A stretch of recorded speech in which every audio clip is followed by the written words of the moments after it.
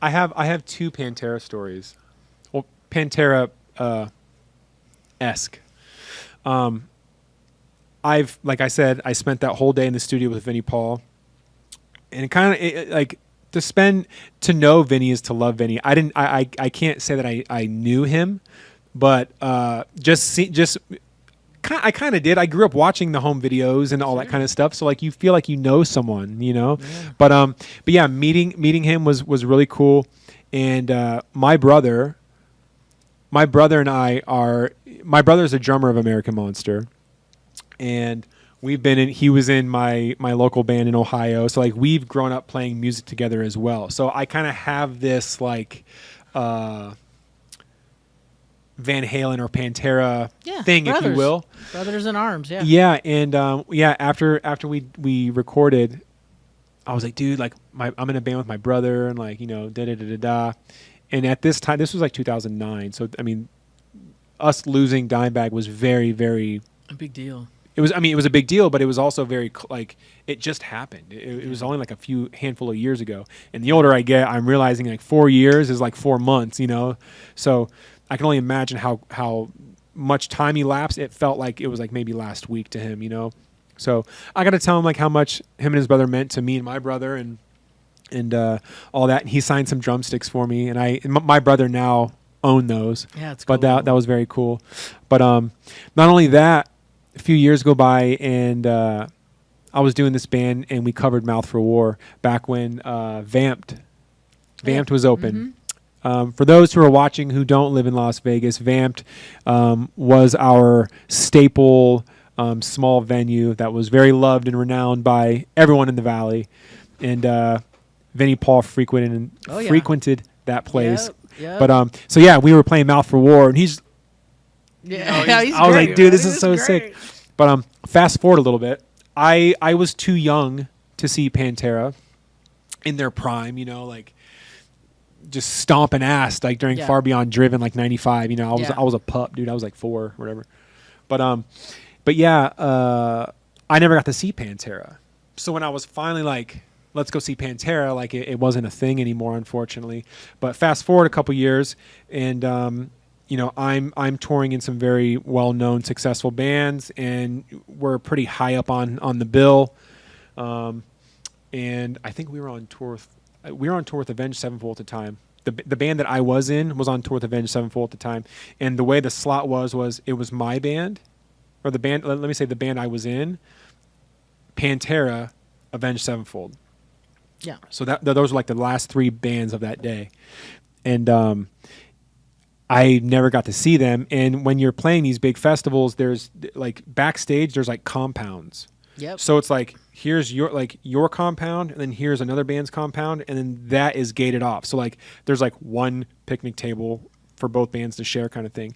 And our compound was with Pantera's. And I was like, yeah, what do I wear? I felt like the Grinch, you know, like, and my wife was with me, and she's like, you're a fan of music, just be a kid if you want to be a kid. Like, you don't got to be the cool guy. Like, so I threw on my Pantera shirt, and I'm just like waiting around for them to show up. You know, obviously they don't show up till like 15 minutes before they play or whatever. Right.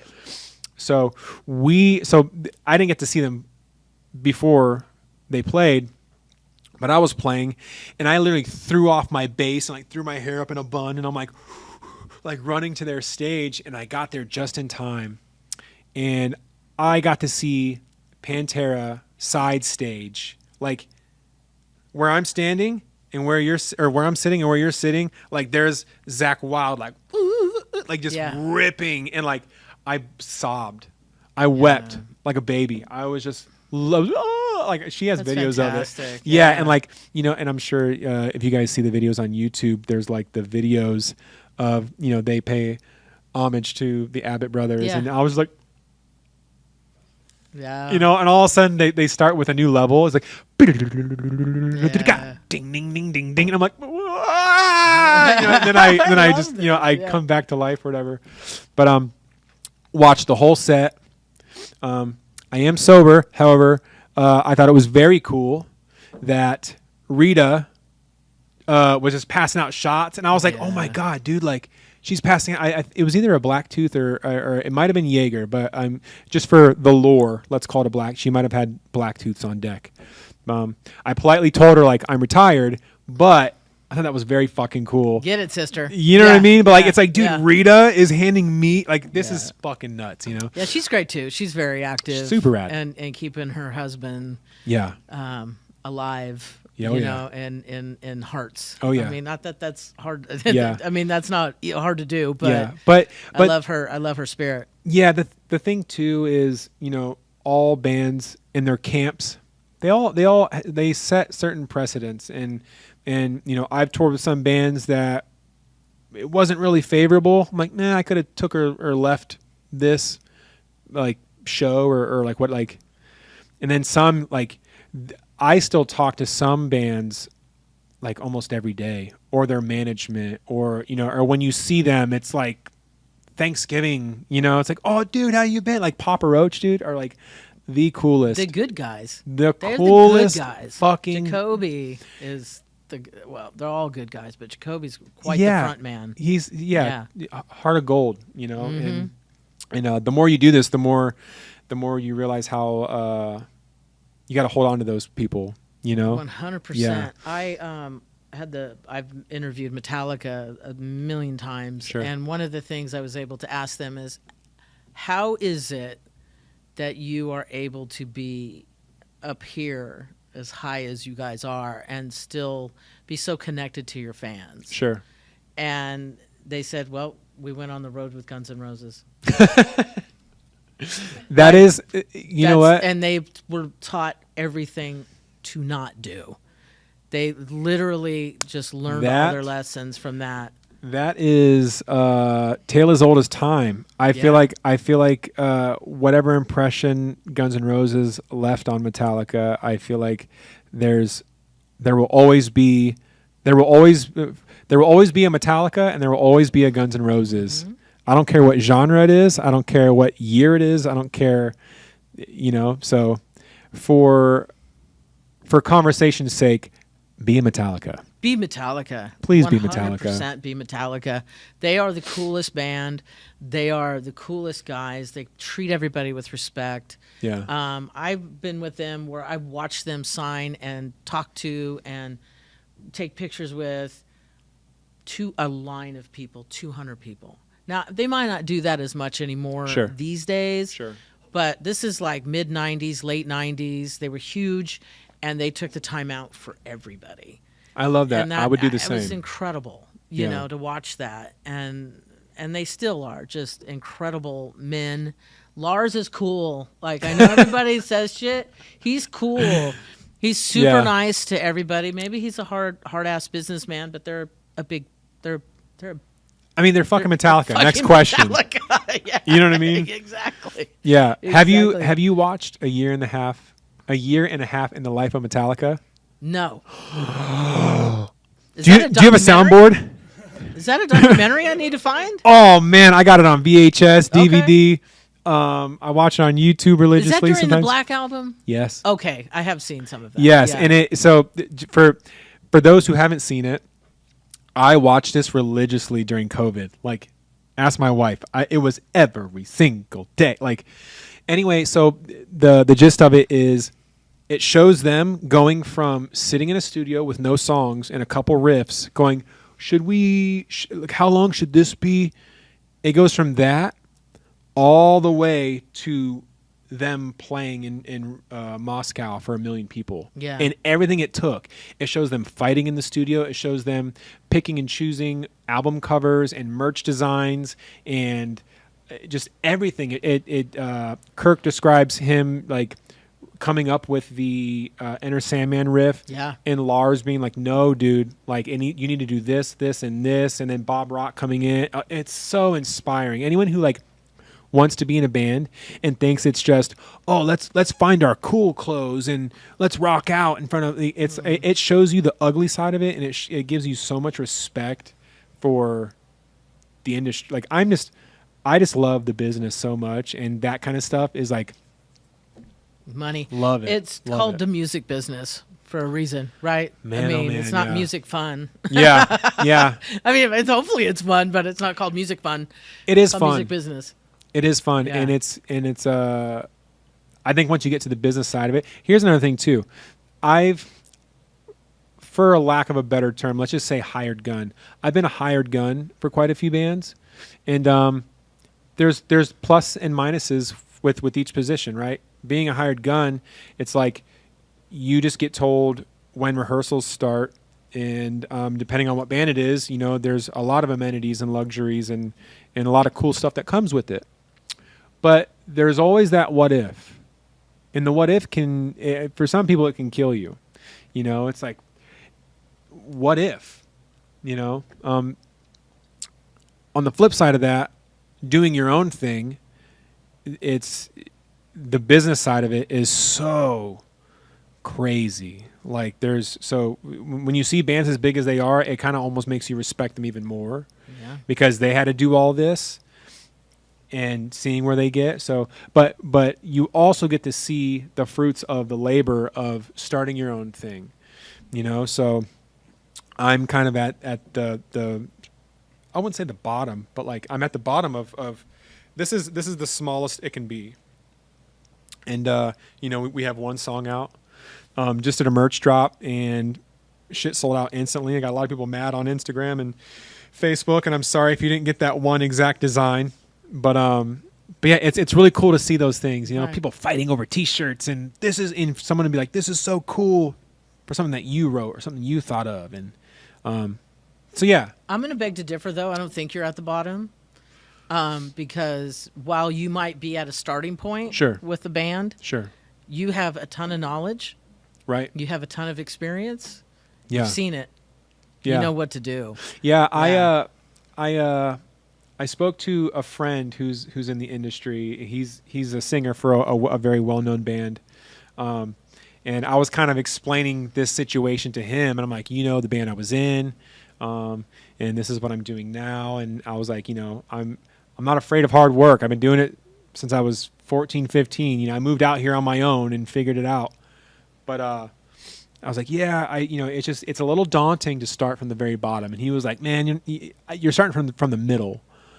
Yeah. He's like, you got people who love you, like, you're a cool dude. Your songs rip. This is a cool thing that you're doing.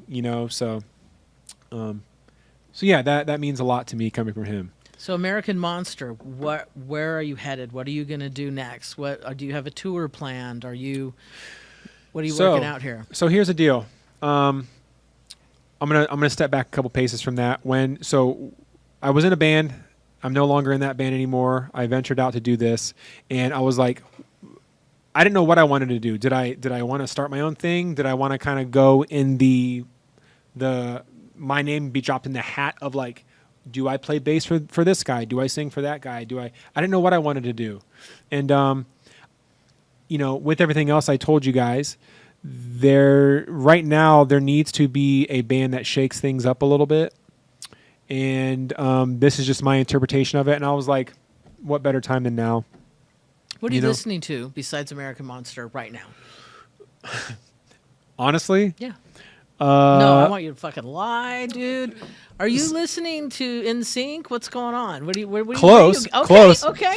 No, so the bands I'm listening to right now is literally every single day I listen to Far Beyond Driven. Okay. From cover to cover. Mm-hmm. I listen to Astro Creep. Okay. So those two are like staples, right? Those are like the palate cleansers. There are a few bands. So I love music and I love the music business, but when it comes to business, I'm no fool. I see bands who are flourishing or projects that are flourishing, and I want to know, why is this flourishing?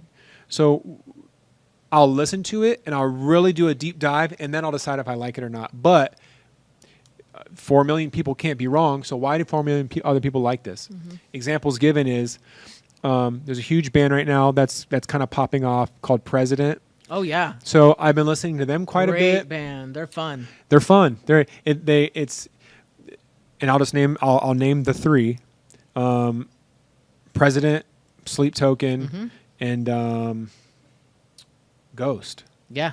I love all three of those bands for different reasons. I think that their look and their music do not they do not mesh, and I love that.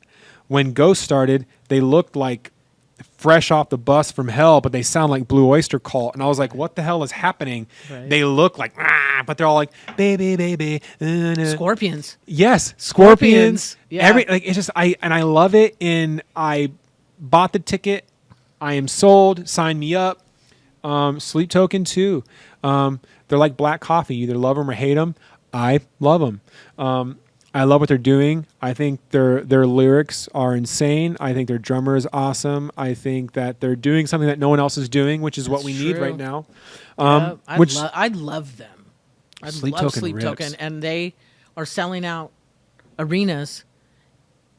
Love it. Way out in advance, and Love it. most people are like, "Who's Sleep Token?" I love to see it. Motherfuckers that just sold out that arena. You're goddamn right. Crypto in L.A. or whatever. Yeah. And then President's not far behind. You know what? Like when they were dropping their teasers, I was like, "What is this going to sound like?" Because they just posted like the screamy heavy shit, and I was like, "Oh, this is going to be some ass beaters," you know. Turns out it's like some like soft emotional heaters instead, you know. So I was like, I still fuck with it. I think it's great. On the other side, I'm listening to Sabrina Carpenter right now.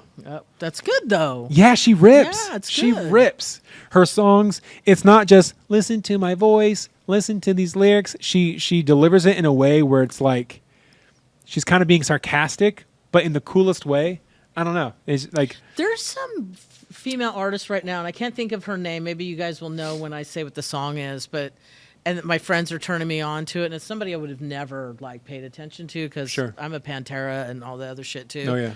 But it's a song called "I Want to Go Out Tonight." Maybe I shouldn't. Fuck it, I'm going to. Do you know that artist? Is it? It's not Ariana Grande, but it's somebody like that, and it's this really funny song where she's like, is it like pop? Is it like that Lola chick? No, but it's in that realm. Yeah. It's like this woman who's singing, and it's such a great song. Like, oh, I shouldn't go do this. I shouldn't like. Basically, she's saying like I probably shouldn't go out and drink and get drunk and fuck you, right? Fuck it, I'm gonna do it. Like, fuck it, it's all right, you know. And it's like this great song, but it's packaged in this thing that would normally sign me up. Yeah, I and love I'm like, it. God, this song is really great. Lola Messi's a great song too. I mean, she's talking about the typical "I'm not good enough for you" relationship stuff. Right. So there's edgy stuff and things that are packaged all soft and pretty. Yeah. You know. I mean, also this goes without saying, Billie Eilish. Yeah. She rules. Vocals, lyrics, production. Phineas as well. Shout out to him. He's really making. He is very crucial to Billie Eilish's music as well. So I just want to make sure that he gets his flowers too. But yeah, as far as like heavy stuff goes, ooh, I don't know, huh? Oh, yes, there's a band, and they've been around for quite some time, and they need when American Monster scales to where I know it's going to be, I am promising you guys, if you guys are watching this, I'm taking you out. There's a band called He Is Legend. Okay. He Is Legend is the underdog band. Like from cover to cover, it's just full fucking quality ass beater music. It's so good. I think that in the last 10 years, they have their discography from song or from album. They had an album called White Bat going into an album called Endless Hallway, and that is the smoothest fucking transition I've ever heard from a band. He Is Legend. Listen to them. They're awesome. They're great. I love them. He Is Legend. Yeah. That's awesome. I've been listening to them so much lately. So yeah, they're so good. I think it'd be interesting though to see how the vibes of the other stuff that's not your common listening pleasures infiltrate into your style. You know what I mean? Like yes. what kind of spice that's going to throw. Well, I'm glad you brought that up because this also ties into the original question of what's next for American Monster is, so the first song came out, and the second single is quickly behind. I don't want to give out a day just yet because I'm toying with marketing tactics. So I don't want to give out an exact date just yet. What I will say is that we are playing our debut show. What better place than Halloween, or what better place than Las Vegas? What better night than Halloween? Yeah. So it's going to be downtown Las Vegas at the Fremont Country Club. Right next to Triple B. Right next to Triple B. Same building, the bigger room. Yep. Costumes encouraged. Okay. It's going to be a really, really cool night. We have two bands that are alongside with us, two Las Vegas local bands, Imperial Tide. Mm-hmm. And Imperial Tide, if I were to describe their music, it's very, I wouldn't call it political, but it's very current. It's reminiscent of like a Rage Against the Machine. Because you know what? Let's get down. Let's get real. Yeah. Right now, heavy, angry, get it out music. Yeah, we need it now more than ever. Is what we're getting to. Yeah. It's popular because people need, because I don't care who you are or who you voted for, Sure. you're fucking angry. Yeah. Oh, yeah. Everybody's pissed off, man. Yeah. But, so, you know. Yeah, Imperial perfect timing for this kind of music. Imperial Tide, check them out. Great guys, great musicians, great music. Lyrically, it's just angry. It makes you pissed off, and well, it's a great way to get it out. it makes good for a live show as well. So Imperial Tide's playing. The other band playing is Allura. Okay. And Allura are also great friends of mine, and they have this very. And also, I want to start off by saying I'm not trying to compare bands, like saying these guys sound like them. I'm just trying to give someone who doesn't know what they sound like. Like, I'll just say Taste. my shit is like Hellbilly Deluxe meets Far Beyond Driven. You know what I mean? So like, just to kind of even the playing field. Pantera meets Yeah. White Zombie. Yeah. Next question. Absolutely. Yeah. But yeah, so Allura, they're like this. Their music is like handsome. You know, it's like this. It's like Deftones. Like the sexy Deftones? Yeah, it's like the sexy Deftones, Sleep Token meets new metal. You know, it also has this like Seven Dust, Korn. Great. Yeah, so it makes for a well-rounded night. You know, all three bands sound completely different. We're doing a lot of. I don't want to give too much away, but we're doing a lot of cool stuff right now for the show. So get there early. Yeah, it's going to be a good time. So debut show, Halloween night, Fremont Country Club, Las Vegas, Nevada. Fremont Street on Halloween is going to be sick. Yep. So yeah, that's the next thing. However, going back to what you said about you wonder what like other influences will do. I'm working on 4 different campaigns right now for singles and music videos and merch designs and drops and all this kind of stuff. And next one I'll show you guys off air. The next song is fucked. Like it's cool. You know, it's pretty heavy.